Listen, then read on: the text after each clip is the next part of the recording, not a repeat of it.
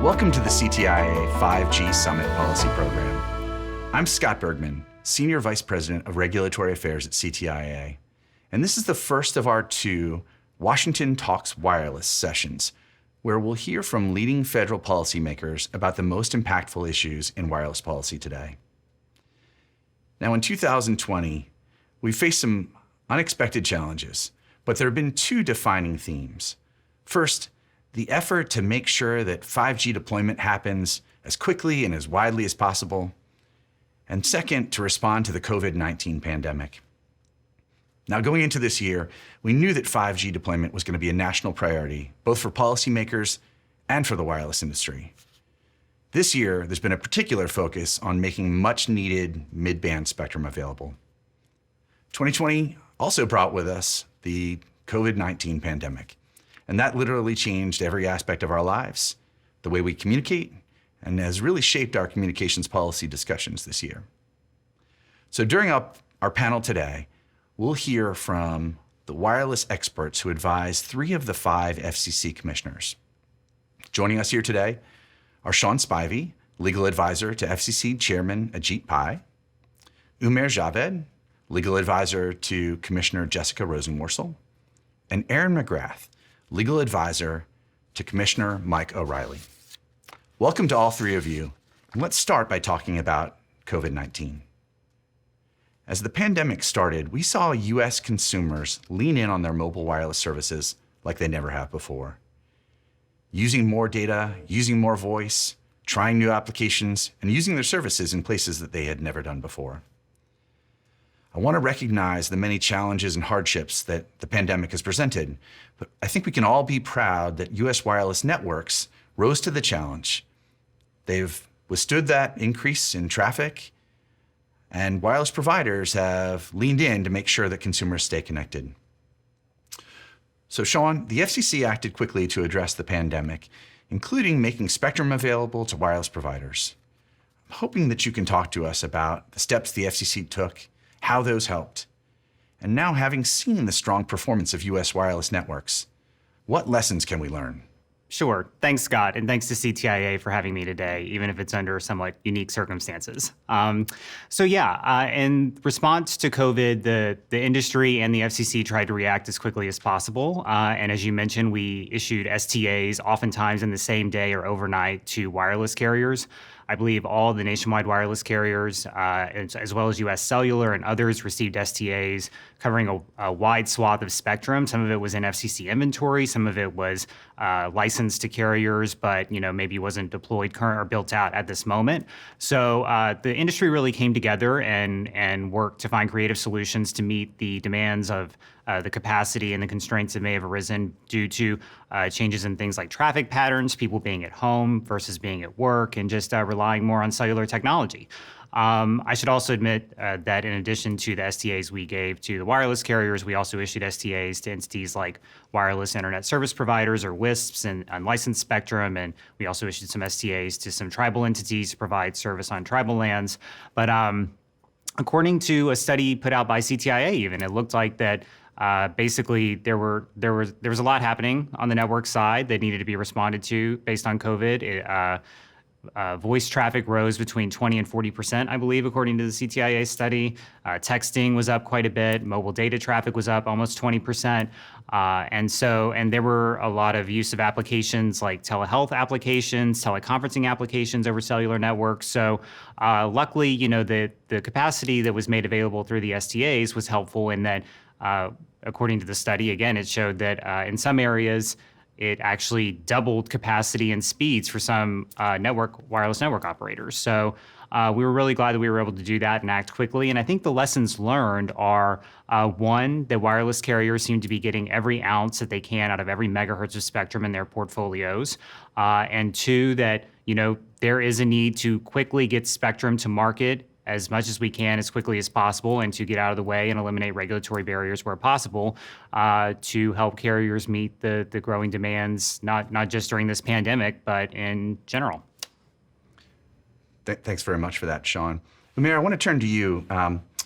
So the COVID pandemic also highlighted some of the remaining challenges that we have with connectivity, and in some ways made those gaps more pronounced.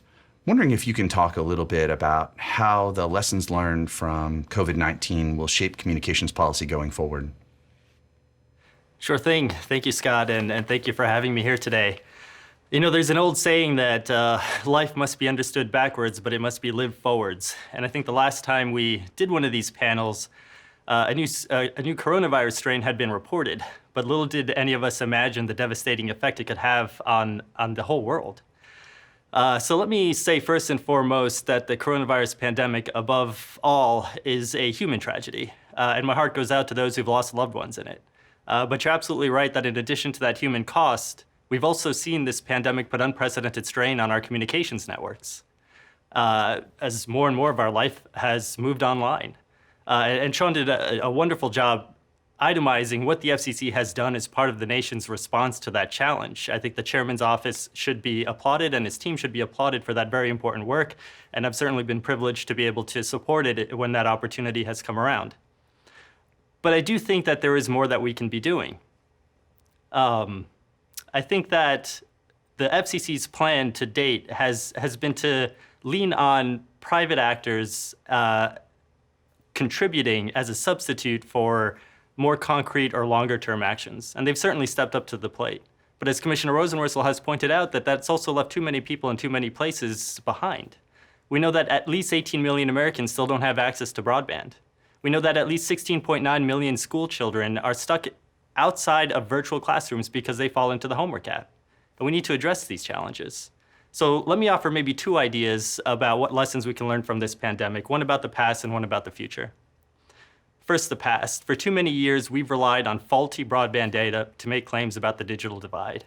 I think that this pandemic has now put the lie to those claims. We need to do better when it comes to the broadband data that we collect at the agency. We know that 3 out of 4 Americans who aren't accessing broadband have it in their neighborhoods, but they're not connected to it. But the way we collect broadband data at the census block level masks that reality. It hides that problem. It means we're not even looking at it. Those Americans are being left behind. So I think we need to fix that. I think it would be a shame if we emerge from this pandemic without understanding any better or without any new information about where broadband is or is not, or what the real obstacles to its adoption is. And number two, about the future. You know, our lives changed overnight. Traffic disappeared, planes stopped flying, trains stopped running, everyone stayed home. And we have to recognize that for what it is. It's a once-in-a-generation opportunity to create transformational change in the way that we build cities, live our lives, work, learn, or even access healthcare. And I know we're all keen on getting back to the normal, but I think we have to recognize that the lesson of this pandemic is that next generation technologies like 5G, especially when it's coupled with the Internet of Things, when it's combined with advances in machine learning, that this creates an alternative. It creates an alternative to build smarter cities, to build more autonomous transportation, to build new ways to work and learn and access healthcare. And we should take advantage of those. What we need now is a plan to make sure that every American benefits from those technologies, or what Commissioner Rosenworcel would call a 100% policy. And so that's what I think I'd like to see going forward. Thanks, Umair. Aaron, I want to turn to you. So as we look to not just weather the pandemic, but as we contemplate recovery as well too, what role do you think 5G can play in terms of spurring our economy, in terms of helping our consumers? First, I would like to thank you for having me here today. It's actually great to have an opportunity to see my colleagues. And to those out who are watching, I hope you're all healthy and safe, and I look forward to hopefully seeing you soon. But you raise a very interesting question. What happens going forward? First, I would like to congratulate the wireless industry for keeping basically the economy going. We're all using our wireless networks basically to communicate with our friends, communicate with our doctors, and frankly, do our work. What has enabled the commission to keep on going is the fact that we still can communicate and do what we do on a daily basis, even while we're sitting in our homes. I'm definitely guilty of doing more than a few, video conferences using my cell phone. So luckily, that has, given the economy and, basically the United States the ability to stay up and running. But going forward, it's an interesting question because I don't think anybody really has the answer yet as to, how 5G is going to impact the future. Obviously, as we go back on, literally online and everybody is starting to go back to work, there will be more construction for 5G, and that will keep people employed. It will continue to expand our networks. But I think you raise an interesting question because, as Umair said, as when we start going back to normal, well, what's the new normal going to be? I've heard a lot of people talk to me about how they envision people doing a lot more teleworking from here on in. Companies reducing the amount of office space that they have. So, what will the new normal look like? And I think the new normal is going to focus on the wireless networks that we're using today. Thanks, Erin. Well, I know that for me, the last couple of months have really reaffirmed the value and importance of wireless to the economy, to our health, our education, the way we live our lives. And I want to thank each of you for the work that you've done to address the pandemic. So turning to what I think is really the other key and defining theme of 2020, promoting 5G deployment. I think there's a really great story to tell here as well, too. We have 2 nationwide 5G networks, a third on the way, but there's more to do. And Sean, I'm hoping that you can talk to us a little bit about what the FCC has been doing with the 5G Fast Plan. Sure. So there's been a lot of commission activity over the past year on 5G Fast. The chairman's plan for making a mix of low, mid, and high band spectrum available for 5G services. Starting with high band, we most recently concluded Auction 103, which was an auction for 3,400 megahertz of spectrum in the upper 37, 39, and 47 gigahertz bands. We also completed licensing in auctions 101 and 102. Those were auctions for 28 gigahertz spectrum and 24 gigahertz spectrum. So all told, over the past year, we've basically put just under 5 gigahertz of high band spectrum out in the marketplace. That's more spectrum that's currently available for over all bands for commercial wireless services. So very excited about that. On mid-band, we've taken a variety of actions. Most recently, the auction for Auction 105 for 3.5 gigahertz priority access licenses closed. That was for 7 PAL licenses auctioned on a countywide basis. That was basically a little over 20,000 licenses that were won by 228 winning bidders in just over $4.5 billion in bids, I believe. So that was a very exciting auction. The first U.S. mid-band spectrum auction coming to a close. We're looking forward to C-band, which I know we're going to talk about a little bit later, but that auction is going to start on December 8th. That's going to make 280 megahertz of spectrum from 3.7 to 3.98 gigahertz available. We took action last year to liberalize the rules for the 2.5 gigahertz band, eliminating some of the educational use restrictions and things of that nature. We also just recently closed a rural tribal priority window where we had over 400 tribal entities apply to receive spectrum covering their rural tribal lands for free. So we're in the process of reviewing those applications. And then at the September open meeting, we voted on a report and order and a further notice of proposed rulemaking to try and make 100 megahertz of spectrum available at the 3.45 to 3.55 gigahertz band available. That's the result of a collaboration between the White House, Office of Science, Technology, and Policy, NTIA, DoD, all working together. I think the commission took the first step when late last year it voted on an NPRM to propose eliminating the secondary allocations in that band. There's some radio location services and some amateur services there that we're looking to move elsewhere or in the case of amateurs, give them the option to find additional spectrum that makes sense for them to move to. But a little over 9 months after that NPRM, we've moved to RNO, eliminating those allocations and taking next steps to try and ready that band for auction in the near future. So a lot of really encouraging activity there, Sean. Sure. Sorry. And then just on low band, would just note that we completed the transition of the 600 megahertz band. All 987 broadcasters have now moved off that spectrum, and it's being made available for 5G service. We appreciate the focus on high, mid, and low band spectrum, and particularly the focus this year on mid-band spectrum. Erin, with all this activity, one of the things that Commissioner O'Reilly has talked about is the need to continually look to refill the spectrum pipeline. Why is that still important? Absolutely. I think this is a problem that is repeated before the FCC, which is every time you have a new generation, you need new spectrum. And we don't necessarily have a pipeline available. We basically look for the spectrum that we need at the time that we need it. And that is not necessarily the best approach, because I can't tell you how many people come to me and say, well, we need mid-band spectrum, but we needed it yesterday. Fortunately, regulatory bodies are not necessarily the fastest entities to take action. So as we go forward, I hope that industry will keep that in mind to come with us with their spectrum ideas as soon as possible, especially since, as we like to say, it's not going to get any easier. Most of the spectrum bands that people are interested in are already being used by incumbents today. So the process of doing the studies and figuring out what is needed to do to protect incumbents or to move incumbents basically it takes time. So hopefully we can move to, replenish our spectrum pipeline and get some bands that are ready to move ahead of time, as opposed to waiting till the, fifth hour and suddenly people coming up to us and saying, well, we need spectrum for this great idea. We don't want those great ideas to be sitting, silent for years while we try to find the next bands to host those services. Thanks, and I agree, Aaron. We need to keep the focus on what are the next spectrum bands. Umair, Commissioner Rosenworcel has talked a lot about the importance of mid-band spectrum, making it available for commercial purposes, whether it be 5G, whether it be unlicensed. Can you talk a little bit about the bands that she believes are the most promising or potentially the most impactful for consumers?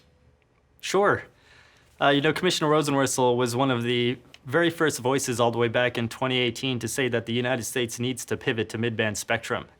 The evidence was compelling even back then. And I'll say that Aaron and Commissioner O'Reilly have done Sisyphean work under this administration in trying to map out a pipeline for mid-band spectrum, and so that's been amazing. It's important because we're still behind. We were behind at least 16 other nations when it came to auctioning mid-band spectrum.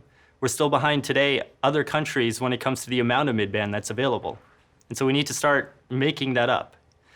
I think one thing that our experience with recent mid-band proceedings has demonstrated is that we can sit down and we can come up with the best spectrum wish list, but none of that means anything if we don't have the tools available to us to actually reallocate that spectrum and bring it to newer uses.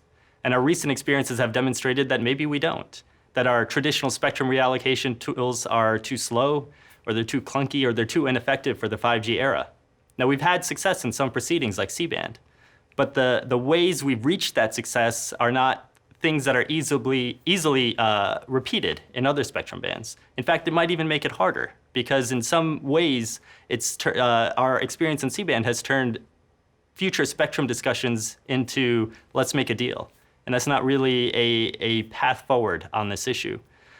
So what Commissioner Rosenworcel has said before is that more than the wish list, what we need is an overhaul of our existing system, of how we incentivize licensees to return their spectrum and how we re-auction that spectrum to future uses. I think that's where our focus needs to be, and I hope we can make progress on that as well. Thanks. I want to keep this conversation focus on mid-band spectrum a little bit more. There's a lot to drill down on. Umair, you talked about the challenge that we entered the year, really with a need for mid-band spectrum. We set a goal of auctioning 350 megahertz of mid-band this year. You talked a little bit about the 3.5 auction. We're very excited and looking forward to the C-band auction, which will start in December. Aaron, I'm wondering if you can share a little bit of the perspective, because Commissioner O'Reilly did talk about mid-band very early. He talked about the C-band. Why is that band important? What are you looking forward to as we look forward to this December auction? We've been working on this issue since about 2014, 2015. It was around that time where we would go to places like CTIA and the GSMA show, and the first thing that came out of everybody's mouth is that millimeter wave is terrific, but what we really need is mid-band, because it has the right propagation and the right latency and the right capacity to serve the majority of the United States. So at that point, we pivoted and we started looking at C-band. And you ask, why is C-band so important? C-band is vitally important because, as Sean went through the various bands that we've made available, EBS was mostly already licensed, and CBRS, while we're incredibly proud of that effort, we also recognize that the power is limited at this point, and frankly, there's only 70 megahertz there for PALs. which are priority access licenses. The rest of it is GAA. And while that is terrific spectrum, it's only 150 megahertz in total. So when you have carriers coming to you and basically saying that we each need 100 megahertz to reach the true goal true goal and promise that 5G brings, you know that you need more. So that is when everybody started focusing on the C-band as an opportunity, especially when you have current incumbents who are willing to surrender some of it in order to give it to those who want to use it for a better purpose.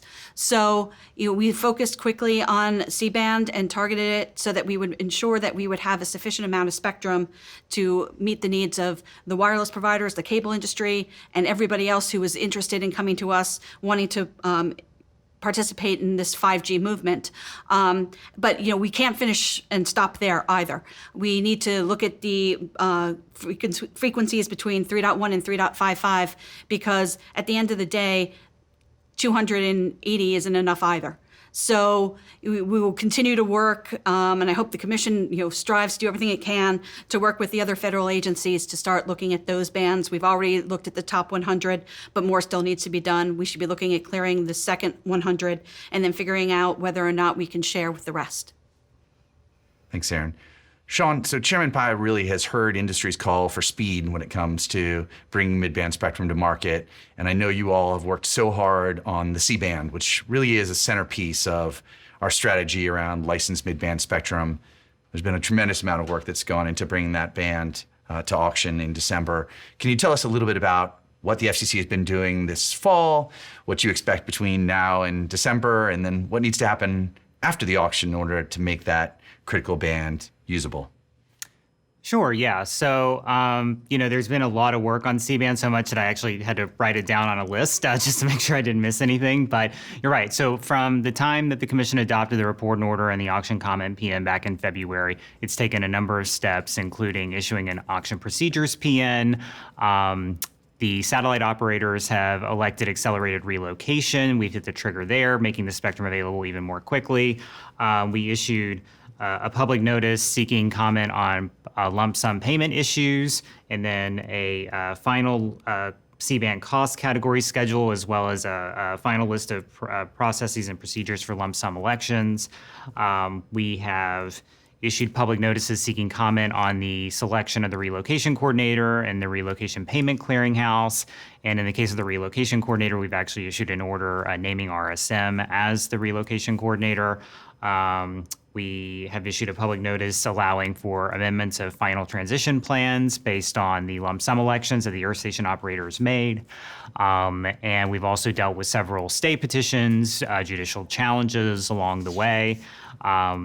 The short form application filing window has opened and closed. And so I think the things that are left to do, there is at least one application for review that I'm aware of. We do need to issue an order on the relocation payments clearinghouse selection. There are some Earth Station waivers that are hanging out there that need to be resolved. And then the upfront payment deadline for those that did submit short form applications is November 2nd in advance of the start of the auction. And then beyond that, it's going to be really just focusing on making sure that the clearing targets are hit and the timelines are hit and that the auction goes off without a success. But, a lot of work has gone in up to this point. There are multiple work streams.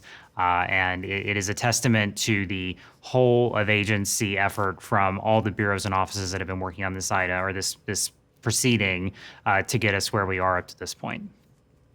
No wonder you needed a list. It's a tremendous amount of work, and I can say the industry is very, very excited about the prospect of that band coming available.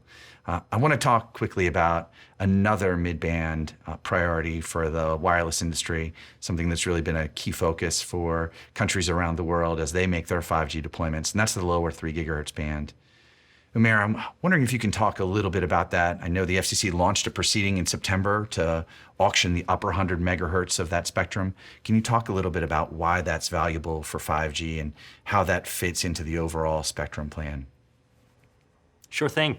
This is a very positive development for 5G and for the United States. We need more mid-band, and 100 megahertz added to the pipeline is an encouraging development. But I think your question says it all. What's the overall plan here? That's what we need, is an overall coordinated national plan to ensure that we have the spectrum resources we need for 5G. I'm not sure that we have that right now. And to their credit, the administration has said that it wants to win the race to 5G. But in the absence of a national plan to do so, what we've seen is various federal agencies and various administration officials lobbying their own ideas of how to do that. And I think that's created more confusion than it has progress. We've had countless public disputes with other agencies like the Department of Commerce, the Department of Defense, or the Department of Transportation, among others. We've had disputes between the Attorney General and the National Economic Advisor on matters of equipment security. We are still waiting for a national spectrum strategy that was promised over a year ago, and we still don't have it. Meanwhile, the FCC, CISA, and the Department of Defense have all released their own 5G strategy documents, and we know that NTIA is working on another one yet. So what we have are a lot of efforts not necessarily pulling in the same direction. I think we can improve that. I think we see it also in the lower 3 gigahertz band. Barely a week after the FCC issued its plan for this spectrum, we saw the Department of Defense start its own proceeding about some of the same spectrum. They released a request for information that sought comment on a plan to build a government network using some of the very same frequencies that the FCC is looking at to expand commercial use. And so what you have is 2 competing proceedings for the same chunk of airwaves. I don't think that's a good thing. I think we do need to coordinate between agencies. And while we're coordinating externally, we also need to coordinate internally. We've now split the 3 gigahertz band into 3 different fragments. And I think we have to think about what is the impact of new uses in the lower 3 gigahertz band on the recent success we've had in the Citizens Broadband Radio Service and vice versa. And we need to think about the same thing on the upper portion of that spectrum between CBRS and C-band. The C-band working group is finalizing its report, and from early readouts, it looks like they are finding that there is an issue between there. And we need to think about how to make the most efficient use of that spectrum, because if we don't coordinate internally in that way, what we're going to have is we're not using the limited mid-band we have most efficiently, and I don't think we can afford to do that. So while we are moving very fast, while we are going in a lot of different directions on spectrum, I think we do need to take a step back and think holistically to ensure that we're maximizing the opportunities that are available to us. Thanks, Umair. Well, I want to set our final question up as a forward-looking question, and it's going to be a little bit of a hot round, but as we all, I think, work to try to make sure that 5G is available as widely as possible, as quickly as possible, that all consumers get to benefit from it, I'm wondering if you guys can tell me in 30 seconds, what's the single thing that policymakers should be looking to do over the next year in order to make that vision a reality? Sean, do you want to start us off? Happy to, sure. I think reorienting our universal service fund for mobile service is probably particularly important to make sure that all Americans are able to take advantage of the benefits of 5G. I think you will likely see something soon on a 5G fund proceeding, but I think really focusing universal service funding is going to be a critical aspect. Thanks, Sean. Aaron, any thoughts? This may be a little bit repetitive of another answer I gave, but I think the pipeline. CTIA has provided a list. I think people should start looking at the bands that they have suggested. It includes 7 gigahertz, 4 gigahertz. There's a whole bunch of mid-band spectrum in there, not to mention the low band and the high band that we will need for future generations. So I think that that search for the next bands and what is the most feasible should start, and the conversations should be occurring between industry and the federal agencies that hold most of that spectrum. Umair, I think I'll give you the last word. Great. Well, I can never choose just one thing. So I'll say first, we need to get this coronavirus pandemic under control so that private investment and deployment can continue predictably and safely. I think we need to have honest conversations about 5G use cases and business cases that will drive revenue that can help offset the CapEx, because that will help us make informed decisions about spectrum and infrastructure and other policies. I think we need to repair our relationships with localities and make them partners in the effort to deploy 5G ubiquitously. And I think we need to make sure that the networks we are deploying are secure and resilient. Well, thank you all three. I think those will be the last words. I'll just say that I'm really encouraged to hear how much focus there is on both promoting 5G and addressing the COVID pandemic. I want to thank our panel, Aaron, Sean, Umair. I hope to see each of you again soon. And to our viewers, we really hope that you enjoy the rest of the CTIA 5G Summit. Thank you.